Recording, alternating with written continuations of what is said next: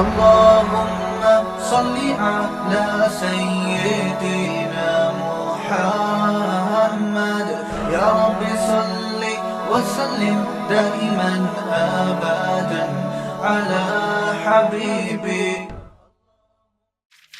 قرآن کہہ رہا ہے اقیم الصلاۃ لدلوک الشمس. پیچھے قرآن نے تذکرہ کیا کہ رسول اللہ صلی اللہ علیہ وسلم پر اتنا زیادہ مشرکین کا دباؤ ہے کہ قرآن کہتا ہے کہ اگر ہم آپ کو ثابت قدم نہ رکھتے تو آپ بھی ان کی طرف مائل ہو جاتے. تو ظاہر ہے بہت سخت دباؤ اور جبر ہے آپ کے اوپر. تو ایسے موقع پہ ایسا کام کرنے کی ضرورت ہے جس سے آپ کو ثابت قدمی ملے اور اللہ کا قرب حاصل ہو. تو اس کا سب سے بہترین طریقہ قرآن کہتا ہے نماز ہے. یعنی اے نبی صلی اللہ علیہ وسلم آپ نماز کو مضبوطی سے تھامیے تاکہ آپ کو ثابت قدمی ملے, آپ کو اللہ کا قرب ملے. کیونکہ جس اللہ کے لیے کام کیا جا رہا ہے نا, جب تک اس اللہ سے رشتہ مضبوط نہیں ہوگا تو اس کام میں آپ ثابت قدم نہیں رہ سکتے. اور اللہ سے رشتہ مضبوط کرنے کا سب سے بڑا ذریعہ نماز ہے. اس لیے قرآن کہتا ہے اقیم الصلاۃ, آپ نماز قائم کیجئے, لدلوک الشمس, سورج کے ڈھلنے کے وقت. سورج کب ڈھلتا ہے؟ جب بالکل بلندی پہ جا کے ڈھلنا شروع ہوتا ہے تو ظہر کا وقت شروع ہوتا ہے. الی غسق اللیل, رات کے اندھیروں تک. یعنی اس میں 4 نمازیں آ گئیں. سورج جب ڈھلتا ہے نا بالکل بلندی پر ہوتا ہے, تھوڑا سا ڈھلتا ہے ظہر کا وقت, مزید ڈھلان پیدا ہوتی ہے عصر کا وقت, مزید ڈھلتا ہے مغرب کا وقت, اور پھر الی غسق اللیل, سورج تو غائب ہو جاتا ہے مغرب کے بعد, پھر رات کے اندھیرے میں یعنی عشاء کا وقت. وقرآن الفجر, اور فجر کے وقت میں, فجر کے تلاوت کے وقت میں. تو قرآن میں اشارہ کر دیا کہ اصل تلاوت کا وقت ہے ہی فجر کا. آج بعض اماموں کو ہم نے دیکھا فجر میں بڑی مختصر تلاوت کرتے ہیں, یہ بالکل غلط ہے. سنت ہے فجر میں طوال مفصل یعنی سورہ حجرات سے لے کے سورہ بروج تک کی جو لمبی لمبی صورتیں ان کو تلاوت کیا جائے. تو فجر کے قرآن کے وقت بھی آپ نماز قائم کیجئے. ان قرآن الفجری, بے شک فجر کا جو قرآن ہے, فجر میں جو تلاوت ہے, کان مشہودا, اس میں حاضر ہوتے ہیں. کون حاضر ہوتے ہیں؟ حدیث سے پتہ چلتا ہے فرشتے. فجر کا وقت اتنا مبارک وقت ہے جب اس میں امام صاحب قرات کرتے ہیں اور لوگ ہاتھ باندھ کے پیچھے امام کی قرات سنتے ہیں. ایک خاص سکینت نازل ہوتی ہے اللہ کی طرف سے, اور فرشتے بھی اس تلاوت میں نازل ہوتے ہیں. صحیح احادیث سے یہ بات ثابت ہے کہ فرشتے جو تبدیل ہوتے ہیں نا ان کے آنے جانے کا وقت, اور فجر اور عصر میں ہے. وہ جو فجر میں فرشتے آتے ہیں انسان کی حفاظت کے لیے, لہو معقبات من بین یدیہ ومن خلفہ یحفظونہ من امر اللہ. بہت ساری مخلوق اس کائنات میں ایسی ہے جہاں تک سائنس نہیں پہنچی, اور ہو سکتا ہے قیامت تک پہنچ ہی نہ سکے. وہ انسان کی عقل سے بالاتر ہے وہ مخلوق, اور یہ بھی ممکن ہے پہنچ جائے سائنس ترقی کر کے. وہ مخلوق انسان کو نقصان پہنچانے کی کوشش کرتی ہے. تو اس مخلوق سے بچانے کے لیے جن میں جنات ہیں سر فہرست, ان سے بچانے کے لیے اللہ نے فرشتوں کا انتظام کیا ہے. تو حدیث میں آتا ہے صبح و شام, قرآن سے بھی یہ بات ثابت ہے, صبح و شام فرشتوں کی باریاں چینج ہوتی ہیں اور وہ ہماری حفاظت کے لیے اللہ کی طرف سے متعین ہوتے ہیں. تو ان کی جو حاضری ہے ان فرشتوں کی وہ فجر کے وقت میں ہوتی ہے. اور یہ بھی حدیث سے ثابت ہے کہ بہت سے فرشتے صرف تلاوت سننے کے لیے زمین پہ اترتے ہیں. تہجد کے بارے میں حدیث میں آتا ہے کہ جب کوئی شخص تہجد میں قرآن کی تلاوت کرتا ہے تو فرشتے آنا شروع ہوتے ہیں اور اس کے جو ہے نا لبوں پہ اپنے منہ کو رکھ لیتے ہیں اس کی تلاوت کو چکھنے کے لیے. اتنا فرشتوں کو لطف محسوس ہوتا ہے تہجد کی تلاوت میں. اور پھر وہ تانتا بناتے بناتے جو ہے نا ایک دوسرے پہ سوار ہوتے ہوتے آسمان کی بلندیوں تک پہنچ جاتے ہیں.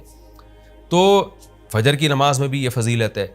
تو آگے اللہ فرماتے ہیں کہ اللہ نے فجر کی نماز کی فضیلت کو بیان کیا. آگے اللہ فرماتے ہیں وَمِنَ اللَّيْلِ, یہ تو 5 نمازیں ہو گئیں, یہ تو ساری امت پہ فرض ہیں, لیکن رات کے کچھ حصے میں فَتَہَجَّدْ بِهِ کا مطلب اس حصے میں آپ نے تہجد پڑھنی ہے, نافلۃ لک, اے محمد صلی اللہ علیہ وسلم یہ آپ کے لیے اضافہ ہے.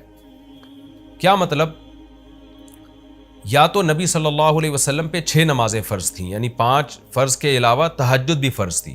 تو اس لیے قرآن نے کہہ دیا کہ امت پہ تو 5 فرض ہیں نافلۃ لک, لیکن یہ تہجد آپ کے لیے اضافی ہے, یعنی آپ پر 6 نمازیں فرض ہیں.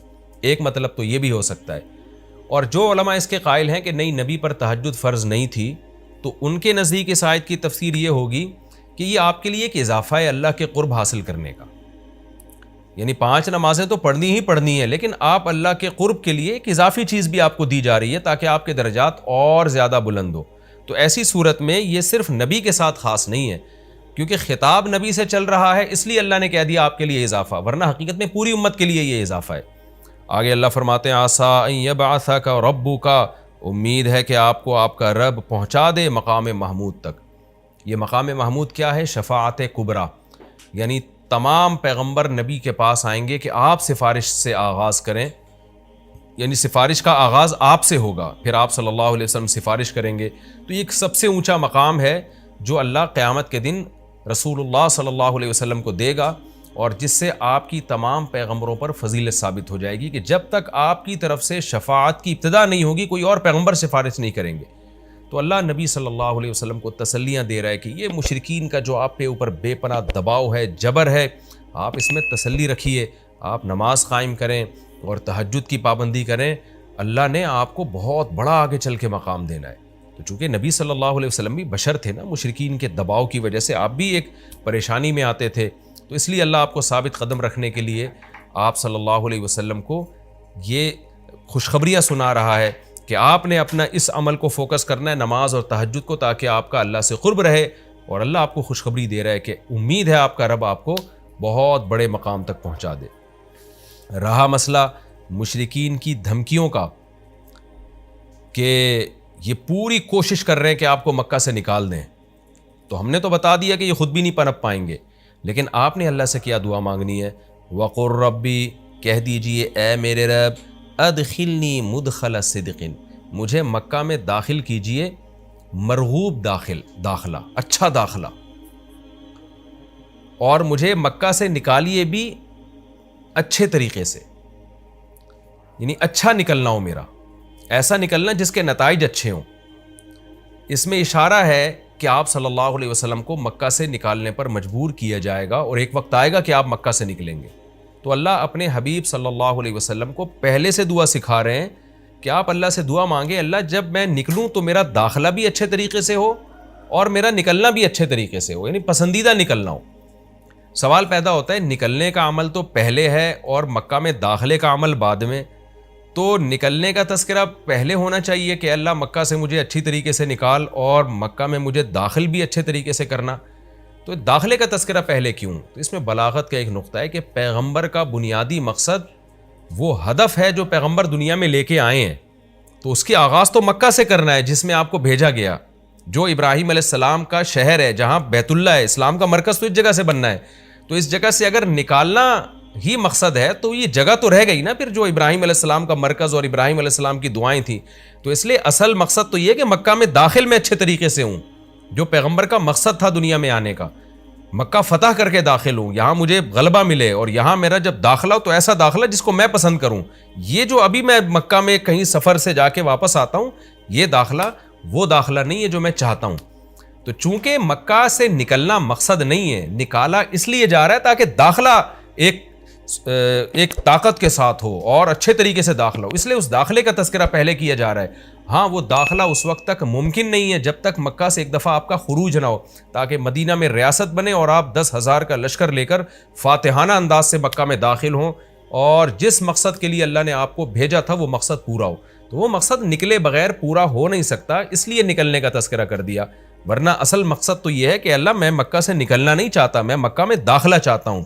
داخلہ ایسا ہونا چاہیے مدخل صدق، سچا مرغوب داخلہ ہونا چاہیے۔ چنانچہ اللہ نے آپ کی دعا قبول کی، اور جب نبی مکہ میں داخل ہوئے نکلنے کے بعد تو کیسا بہترین آپ نے کا داخلہ ہوا کہ 10,000 کا لشکر لے کر آپ گئے، اور مشرکین مکہ آپ سے معافی کی بھیک مانگ رہے تھے۔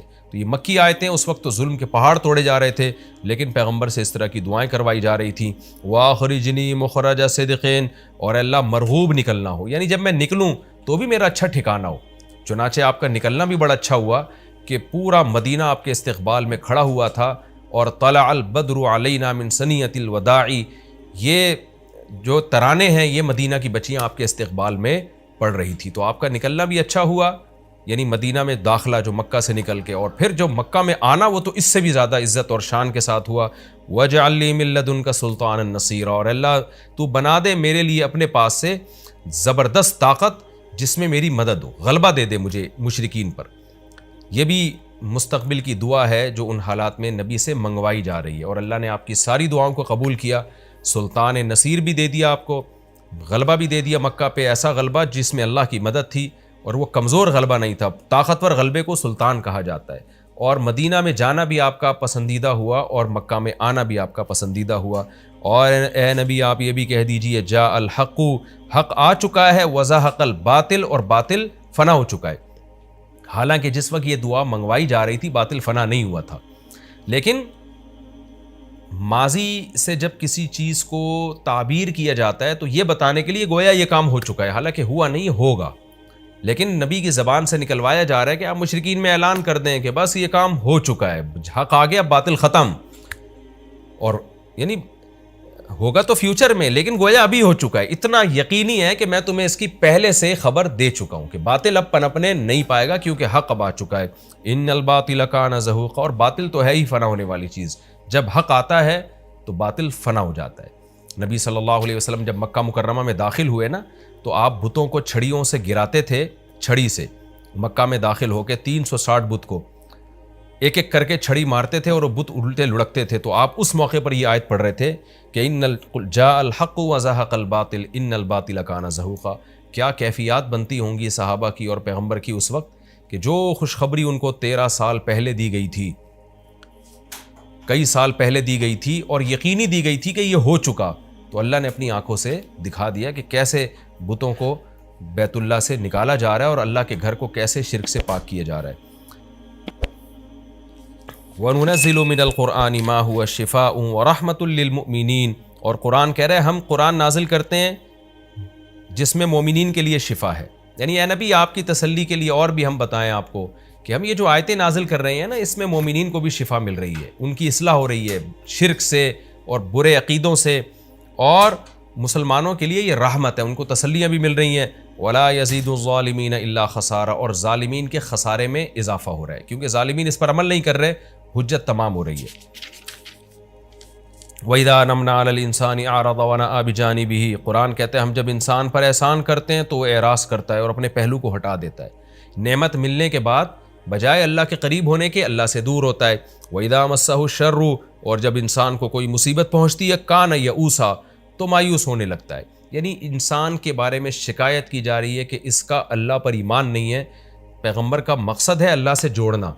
تو یہ جو مشرکین ہیں جو اللہ کو نہیں مانتے، یہ خوشیوں میں بھی اللہ کو بھولتے ہیں اور غم میں بھی اللہ کو بھولتے ہیں، اسباب کو دیکھتے ہیں. لہٰذا جب اسباب کو آپ دیکھتے ہو اور پریشانی آتی ہے تو اسباب بتا رہے ہوتے ہیں پریشانی دور نہیں ہو سکتی، تو مایوس ہونے لگتے ہیں، ڈپریشن میں جاتے ہیں.